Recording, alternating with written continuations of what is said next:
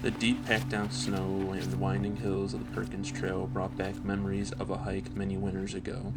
Old memories mixed with the new ones. Slipping and sliding down muddy trails gave way to snow crunching beneath my feet.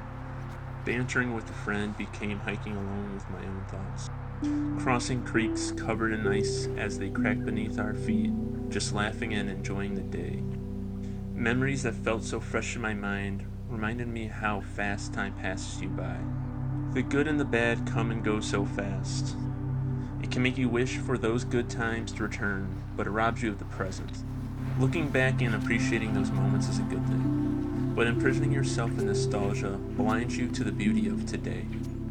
Value the memories and lessons of the past, but just as those memories fade away, you must move forward.